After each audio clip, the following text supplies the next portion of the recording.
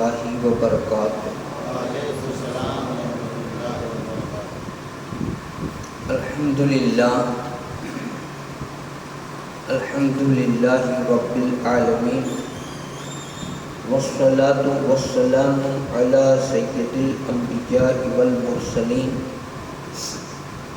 اما بعد فاعوذ باللہ من الشیطان الرجیم، بسم اللہ الرحمن الرحیم۔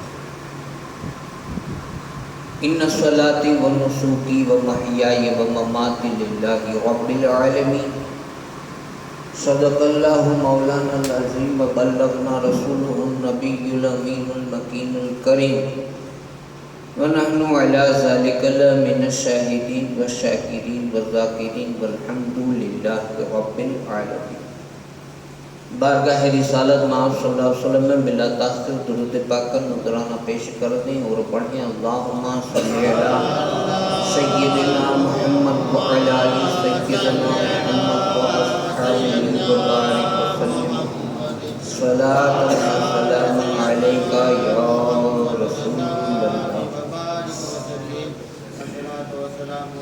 یا رسول اللہ۔ ہر بار کوشش کرتے ہیں کہ جناب ابراہیم علیہ السلام کی بات کو پوری کیا جائے، لیکن مہینہ شروع ہوتے ہی ہم شروع کرتے ہیں، پھر بھی کافی چیزیں رہ جاتی ہیں، اس لیے میں ان چیزوں کو زیادہ لیتا ہوں جس کو سنا ہی نہیں گیا، جس کو بیان ہی نہیں کیا گیا۔ کچھ مین باتیں ہیں وہ الگ ہوتی ہیں، اس کو لیتا ہوں، اور باقی جو قربانی کے دن ہی ہم لوگ وہ بات کرتے ہیں۔ تو آج بھی میں کچھ الگ باتیں ہیں جو ابراہیم علیہ السلام ہی سے تعلق رکھتی ہیں، ان کو ہم آج بیان کریں گے۔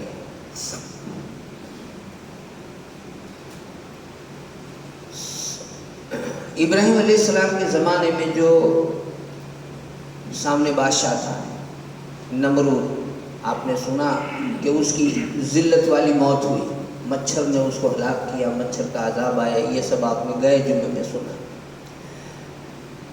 اس کی یہ ذلت والی موت اور اس کا یہ غرور، اس کا یہ خدائی کا دعویٰ، یہ سب اس نے کیوں کیا؟ کیا وہ ہوشیار نہیں تھا؟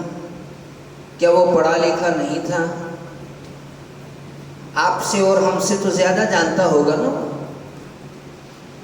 آپ اور ہم سے تو زیادہ اچھے دور میں وہ تھا، ابراہیم علیہ السلام کا دور تھا وہ، اس کے سامنے نبی تھے، اس کے سامنے تو نبی تھے، آپ کے سامنے نبی نہیں، یہ نبیوں کے وارث کے غلام ہیں، نبیوں کے وارث کے غلام ہیں۔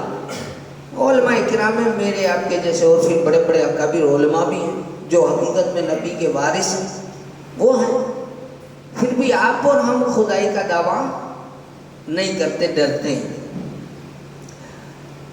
لیکن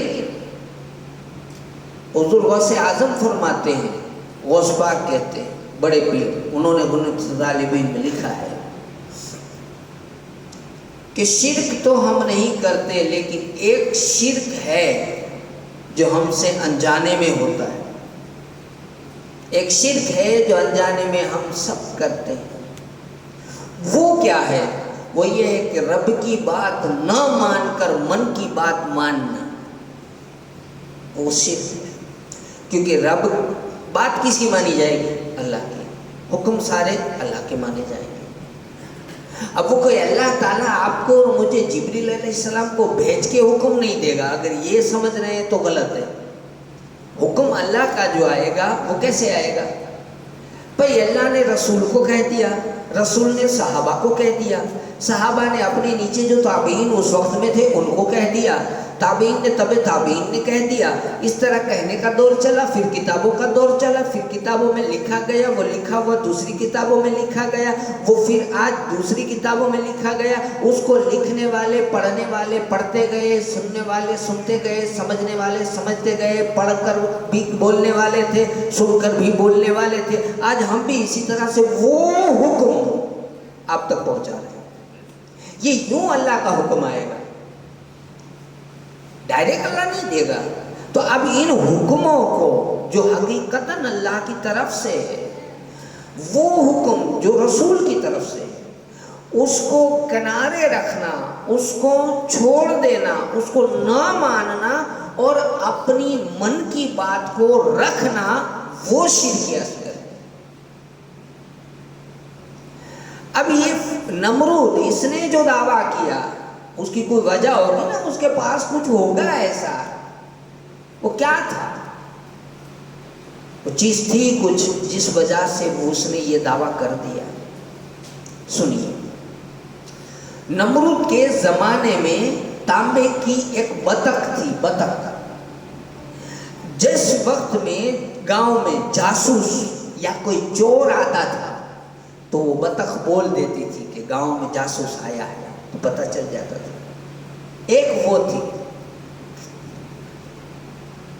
اور وہ بطخ آواز نکلتی اور چور پکڑا جاتا. پھر ایک نگارا تھا، نکارا، نمرود کے زمانے میں نکارا تھا.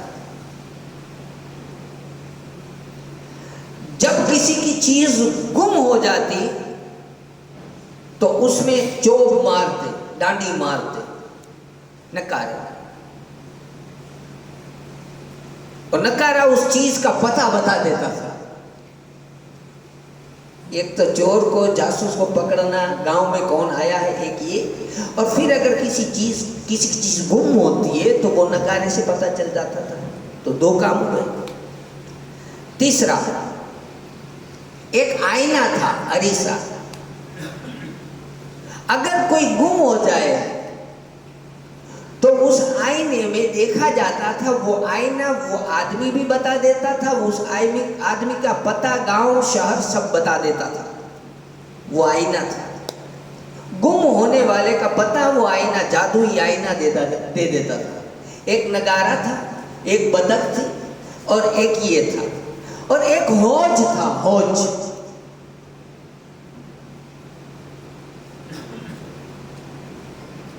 اس ہوج میں اگر کوئی، وہ انصاف کی ہوج تھی. کیا تھا؟ انصاف کی. دو جنے آتے تھے، ایک کہتا تھا اس نے میرا یہ گناہ کیا ہے نا. دو جنے ہوتے ہیں، اس میں ایک دعوے دار ہوتا ہے اور ایک جس پر دعویٰ ہے وہ ہوتا ہے. ایک کہتا ہے جی میں سچا ہوں، وہ کہتا نہیں جی میں سچا ہوں. اب ان دونوں کو ہوج میں ڈالا جاتا تھا. دونوں کو ہوج میں ڈالا جاتا تھا. اب جیسے ہی وہ بندہ ہوج میں گیا، اگر وہ سچا ہے تو نابھی، ناف کے نیچے پانی رہتا تھا. لیکن اگر وہ جھوٹا ہے تو وہ پانی میں ڈوبنے لگتا تھا، گوتے مارتا تھا. اگر وہ جلدی توبہ کر لے تو ٹھیک، نہیں تو ڈوب کے مر جاتا تھا. ایک تو یہ تھا. ایک اس کے گھر کے دروازے پر ایک بڑا درخت تھا. اس کے آنگن، اب گھر کا دروازہ میں نے کیا کہ اس کا تو محل تھا، محل کے دروازے پہ ہوگا، کوئی گھر کے آنگنے پہ نہیں ہوگا، نہیں تو اتنا بڑا نہ ہوئے کیونکہ جھاڑ بہت بڑا تھا. یوں دکھنے میں چھوٹا تھا، لیکن اس کے نیچے جتنے آدمی جاتے تھے، ایک گیا ایک کو سایہ کافی، 2 گیا 10 گئے 20 گئے 100 گئے 1000 ہوئے 10,000 ہوئے 20,000 ہوئے 50,000 ہوئے 90,000 لاکھ ہو گئے. جتنے آدمی بڑھتے گئے اتنا درخت بڑھتا گیا. 1 لاکھ تک چھوٹ والا درخت تھا. کتنی؟ 1 لاکھ. اگر 1 لاکھ سے ایک آدمی بھی بڑھ جاتا تو جھاڑ پھر سے چھوٹا ہو جاتا تھا. 1 لاکھ تک کی چھوٹ والا تھا. ایک یہ تھا اس کے پاس. اب اتنی ساری طاقتیں رکھی تھی اس نے. مالک تو وہ تھا نا، راجا وہ تھا. اب یہ ساری اس کے پاس تھی، اس لیے اس نے اس حکومت کو، اس قدرت کو، اس طاقت کو، اس روب کو حجم نہیں کر سکا. ہماری زبان میں کہتے ہیں اسے وہ حجم نہیں کر سکا. اللہ نے ڈنو وہ پر حجم نہ تھیو. اللہ نے دیا تھا لیکن حجم نہیں کر سکا. اور اپنے آپ کو ہم کہتے ہیں نا کہ پوتے کی جات کے ہنے کی سمجھن منڈی ہو ہے. وہ خود کی جات کو کچھ سمجھنے لگا تھا.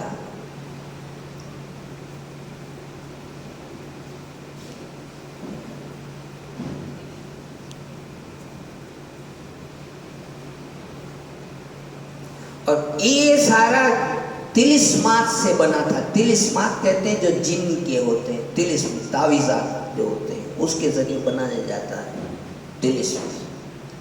اور اس طاقت کی وجہ سے، ایسی بہت ساری چیزوں کی وجہ سے، اور پھر بیمار بھی نہیں ہوتا تھا. قدرتی انعام تھا اس کو.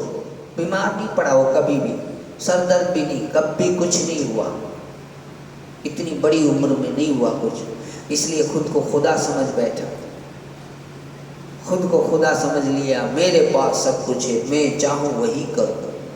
اس لیے اس چیز سے پھر وہ خدائی کا دعویٰ کر دیا. دیکھو یہ ساری چیزیں اس کی بیکار گئی، مارا گیا، ذلت کی موت. اب اس چیز سے ہمیں پتہ چلتا ہے کہ اتنا سارا کچھ اس کے پاس تھا تو بہک گیا.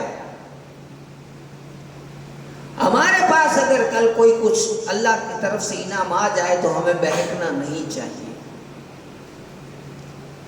ہمیں بہکنا نہیں چاہیے. اب آئیے، جب یہ ہوا تو پھر اللہ تعالیٰ نے کیسا انتظام کیا، اور جناب ابراہیم علیہ السلام پیدا ہوئے کیسے ہوئے، وہ بات اب آپ کو بتا دیتا ہوں.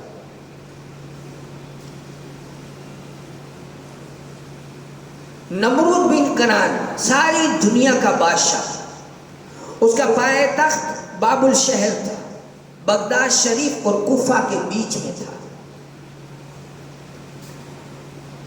جسے بیبیلون کہتے ہیں، اور یہ ویران پڑا ہوا ہے ابھی تو.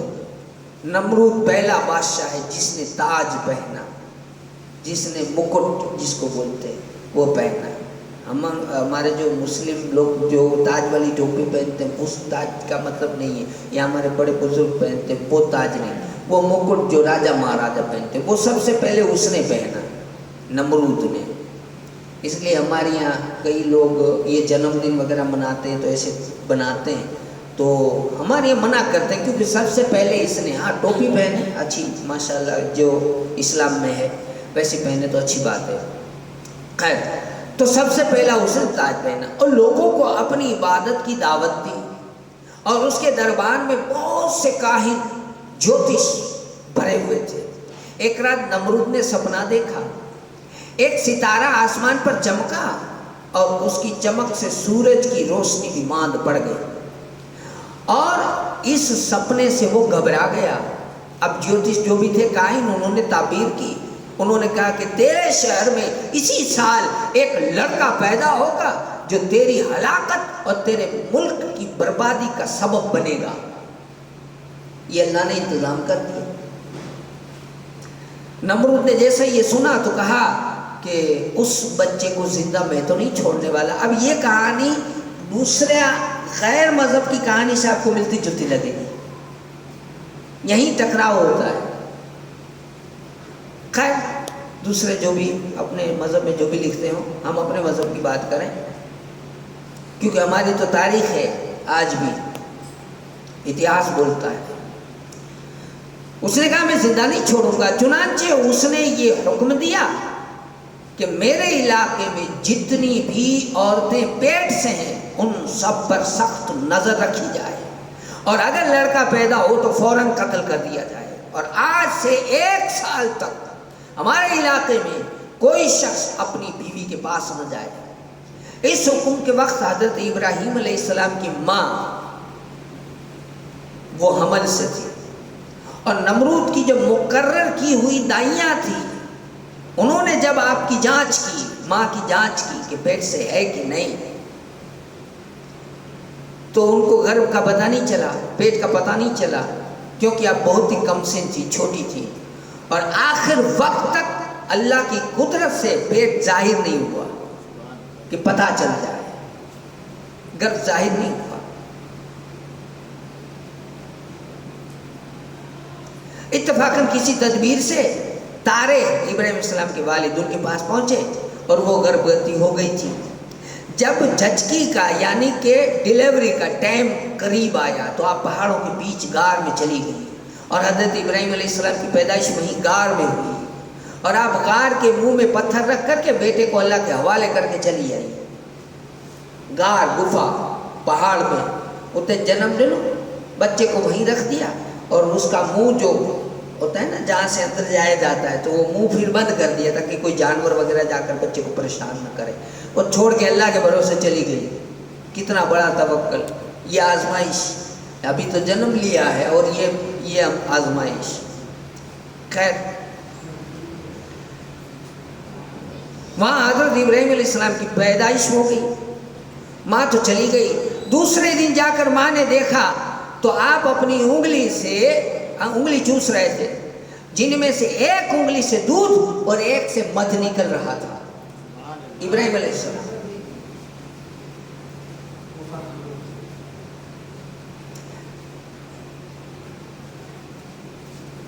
باپو اجی وارے آپ بیٹھ جاؤ، میں یہاں سے لڑکے کو کھڑا کروں گا، بیٹھو 2 منٹ بیٹھ جاؤ، تمہیں بیٹھ جاؤ، تمہیں آرام سے رہو، تم کو کہیں اپادھی کرنے کی ضرورت نہیں، میرے باپ بیٹھ جاؤ، تمہیں آرام سے بیٹھو، ہاں رکھ دو، ہاں تمہیں آرام سے بیٹھو۔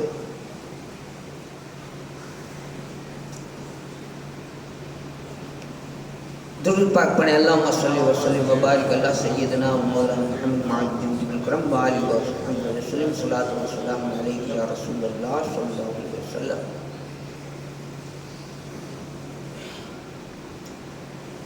تو دودھ اور مدھ نکل رہے تھے۔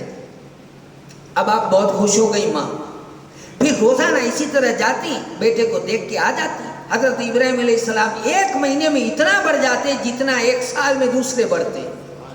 اب 15 مہینے کے ہوئے تو 15 سال کے معلوم ہوتے تھے۔ آپ نے اس عمر شریف میں اپنی والدہ سے، ماں سے پوچھا، میرا رب کون؟ کیا پوچھا؟ میرا رب کون ہے، میرا مربی کون ہے؟ ماں نے کہا میں ہوں۔ پوچھا ماں تم بھی تو کھانے پینے کی حاجت مند ہو؟ تو انہوں نے باپ کا نام دیا، تو کہا تو پھر ماں ابا بھی تو کھانے پینے کی حاجت مند ہے، ان کو بھی کافی ضرورت ہوتی ہے۔ تو انہوں نے کہا کہ نمرود، تو کہا کہ وہ بھی تو کافی ضروریات رکھتا ہے۔ تب پھر ماں نے کہا چپ ہو جاؤ۔ اس کے بعد میں گھر آئی، کہنے لگی کہ جس بیٹے کا ڈر نمرود کو ہے تارے یقیناً وہ تیرے گھر پیدا ہوا ہے۔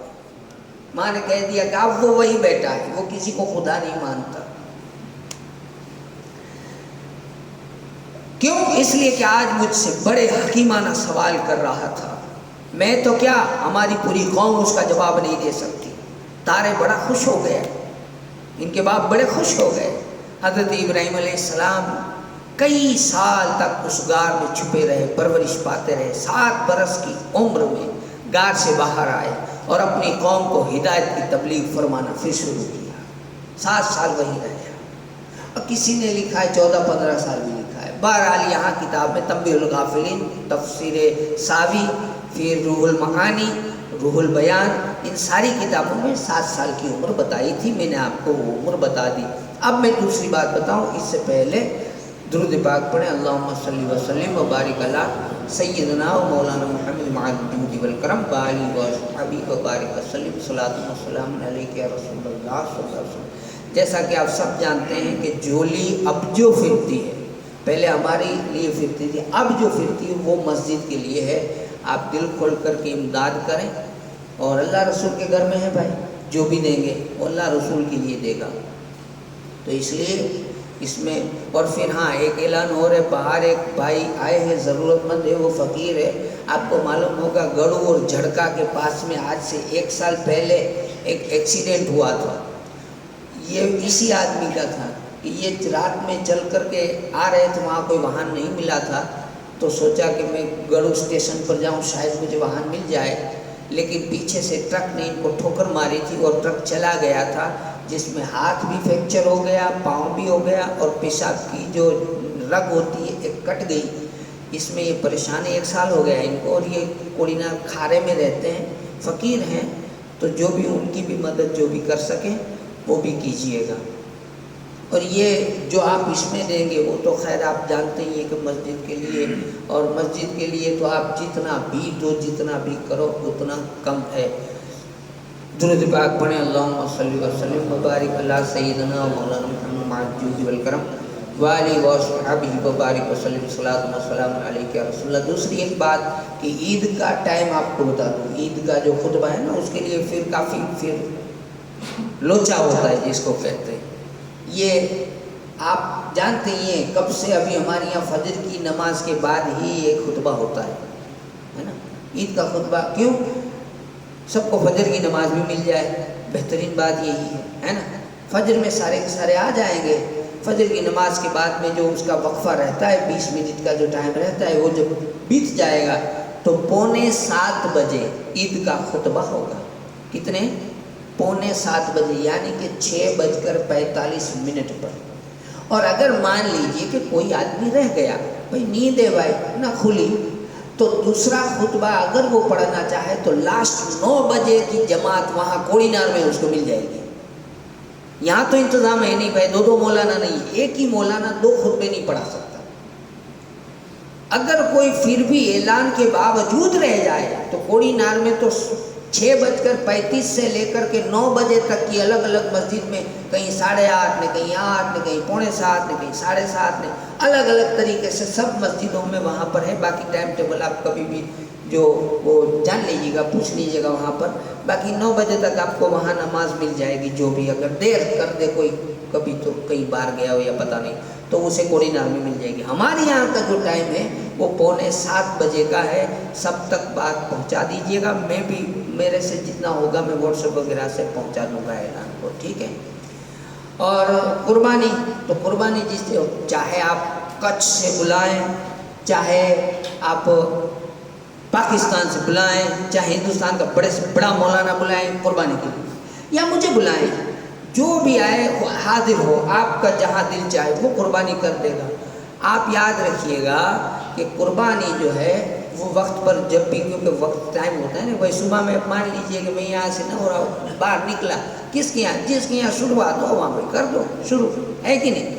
تو اس طرح سے ہوگا. ابھی ایک جگہ ایک آدمی 2 جگہ ایک ساتھ نہیں پہنچ سکتا. اس لیے قربانی کا جو ہے وہ بھی نماز کے بعد میں جس چیز کو شروع کرنی ہو وہ کروا دیجیے گا. اب اس کے علاوہ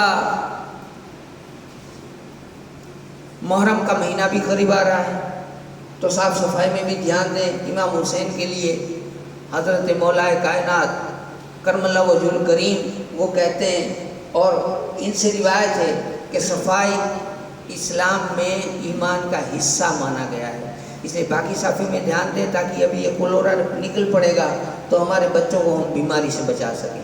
اللہ سے دعا ہے کہ اللہ ہمیں کہنے سننے سے زیادہ عمل کی توفیق عطا کرے، اور اللہ سے دعا ہے کہ ہماری تمام کوششوں کو، کاوشوں کو اپنی بارگاہ میں قبول کرے.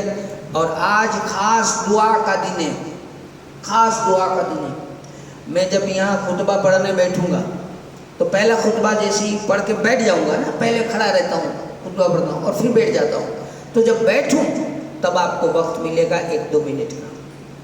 اس میں آپ ہاتھ اٹھا کر کے دعا مانگنا، سب کے لیے مانگنا، میرے بچوں کے لیے بھی مانگنا کہ اللہ نے چاہا تو ابھی کچھ ایسے انتظام وہاں ہوئے ہیں کہ شاید بچے آ جائیں. اللہ ہے بھائی، میرے لیے بھی کیجیے گا. اور جو ہماری قوم میں بیماریاں ہیں، بلائیں، یہ جو بھی آپ کو معلوم ہو وہ سب روزیاں ہیں، ان سب کے لیے دعا مانگنا، میرے لیے بھی مانگنا. اللہ سے دعا ہے کہ اللہ تعالیٰ ہماری تمام خطاؤں کو معاف کرے، ہماری نمازوں کو قبول کرے، ہمیں ایک ہو کر کے رہنے کی توفیق عطا فرمائے. السلام علیکم.